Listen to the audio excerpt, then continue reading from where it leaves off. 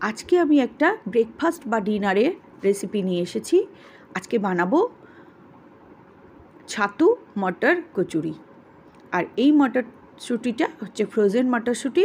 আমার ফ্রিজে শীতকালে আমি যেটা সংরক্ষণ করেছিলাম সেই মটরশুঁটি দিয়েই বানাবো ছাতু মটর কচুরি। চলো দেখে নিই এই ছাতু মটর কচুরি বানাতে আমি কী নিয়েছি, কিভাবে বানাবো। নমস্কার বন্ধুরা, আমি জলি, তোমাদের সবাইকে স্বাগত জানাই আমার রান্নাঘরে। আমি এখানে আটা নিয়ে নিয়েছি। ময়দাতে যারা চাইবে তারা ময়দাতেও বানাবে, আমি আটাতে বানাচ্ছি। আমি নিয়ে নিয়েছি এর মধ্যে জোয়ান, একটু চিনি আর একটু নুন দিয়ে আটাটাকে ভালো করে একটু মাখিয়ে নেব, একটু মিশিয়ে নেব আটার মধ্যে। চিনি, নুন আর জোয়ান দিয়ে একটু মিশিয়ে নিয়ে দিয়ে দেবো পরিমাণ মতো সাদা তেল ময়ান দেওয়ার জন্য। ঠিক ময়দার ক্ষেত্রেও সেম প্রসেসেই হবে। এই যে এবার এই আটাটাকে ভালো করে ময়ান দিয়ে নিচ্ছে। আমার বাড়িতে যে হেল্পিং হ্যান্ড থাকে সেই করে, খুব সুন্দর, মানে আটা হোক ময়দা হোক খুব সুন্দর মাখেও। আর এদিকে মটরশুঁটিটাকে আমি সেদ্ধ করে নিয়েছি, দেখো ঠিক এইভাবে হাত দিয়েও ম্যাশ করে নেওয়া যায়। আমি একটু মিক্সিতে 3টে কাঁচা লঙ্কা দিয়ে এটাকে একটু ঘুরিয়ে নিয়েছি। আর এদিকে কড়াইতে সাদা তেল গরম করে আমি জিরে, প্রথমে 1 চামচ জিরে, 1 চামচ জোয়ান আর একটু হিং ফোড়ন দিয়ে দিয়েছি। দিয়ে এই যে মটরশুঁটি পেস্টটা দিয়ে দিলাম। মটরশুঁটি আর কাঁচা লঙ্কার যে পেস্টটা বানিয়ে রেখেছিলাম সেই পেস্ট দিয়ে দিয়েছি।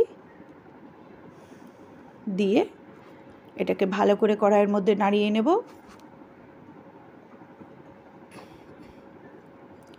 একটু মিক্সি ধোয়া জল দিয়ে দিলাম। দিয়ে এটাকে কড়াইয়ের মধ্যে নাড়িয়ে নেব। একটু চিনি দিয়ে দিয়েছি, চিনি আর দিয়ে দেবো একটু নুন। এবার দিয়ে দেবো এর মধ্যে একটু নুন আর চিনি দিয়ে এটা যে যার নুন চিনি এটা যে যার টেস্ট ওয়াইজ নেবে। দিয়ে একটু নাড়িয়ে চাড়িয়ে এর মধ্যে দিয়ে দেবো এই যে ম্যাগি মশলা। ম্যাগি মশলা না থাকলে ধনে জিরে শুকনো লঙ্কা দিয়ে একটা ভাজা মশলা করে, সে ভাজা মশলাও যদি বাড়িতে থাকে সেটাও দিতে পারো। ম্যাগি মশলার প্যাকেট দেওয়ার পর এবার দিয়ে দেবো ছাতুটা এর মধ্যে আমি 3 টেবিল চামচ মতো দিয়েছি। দিয়ে এবার ছাতু আর এই মটরশুঁটির সঙ্গে ভালো করে এটাকে কড়াইতে একদম ভাজা ভাজা করে নেব।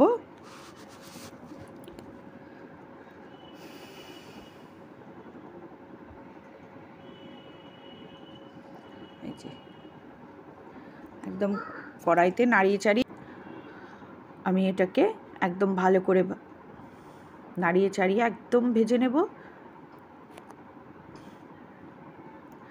এবার এর মধ্যে দিয়ে দেবো একটু আদার গুঁড়ো। এক্ষেত্রে যদি আদার গুঁড়ো না থাকে, আমার শুকনো আদার গুঁড়ো ছিল সেই জন্য আমি শুকনো আদা দিয়ে দিয়েছি। যদি কাঁচা আদা থাকে সেটাও মটরশুঁটির সঙ্গে পেস্ট করে নিতে পারো। এই যে একদম শুকনো হয়ে গেছে। এবার এটাকে আমি ঠান্ডা হতে দেবো। গ্যাসের ফ্লেমটা আমি অফ করে দিয়েছি। দিয়ে এটাকে আমি ঠান্ডা করে নেব। এই যে দেখো একদম ঠান্ডা হয়ে গেছে। এইবার আমি এই যে আটার যে ডোটা বানিয়ে রেখেছিলাম তার থেকে ছোট ছোট লেচি কেটে নিয়েছি। নিয়ে আমি এবার এইগুলোতে এই ছাতু মটরের যে পুরটা বানিয়েছি এই লেচির মধ্যে আমি পুরগুলোকে ভরে নেব। এই যে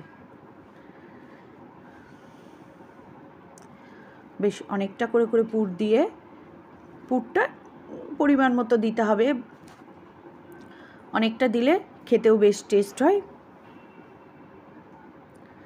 এই যে পুরগুলো সম্পূর্ণই আমি এই লেচির মধ্যে ভরে নেব। ভরে মুখটাকে সিল করে ঠিক এইভাবে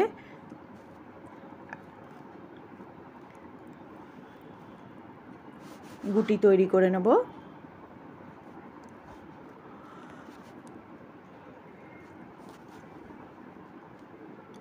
ঠিক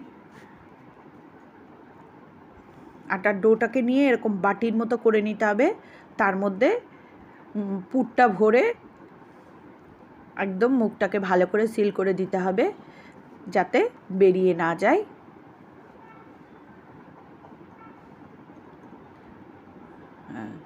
খুব সুন্দর করে মুখটাকে সিল করে চেপে এইভাবে গুটিগুলো বানিয়ে নিয়েছি।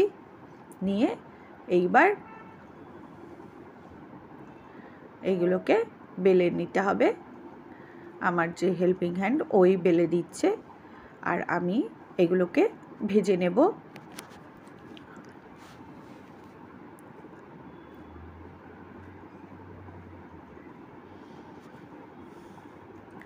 বেশি বড় বড় করব না। এবার আমি কড়াইতে এই যে একটা একটা করে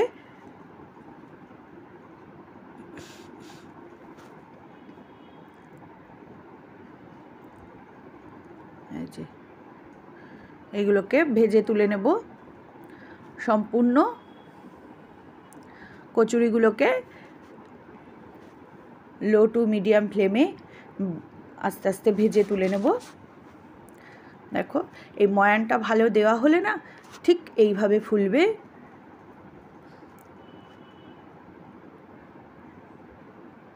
আর এই পর্যন্ত যারা আমার ভিডিওটা দেখছো একটা লাইক দিয়ে দেখবে, আর ভালো লাগলে আমার এই ছাতু মটর কচুরিটা তোমাদের কেমন লেগেছে অবশ্যই জানাবে। ভালো লাগলে আবারও নতুন কোনো রেসিপি দেওয়ার চেষ্টা করব। এই যে কচুরিগুলো সব আমি ভেজে তুলে নিয়ে গেছি।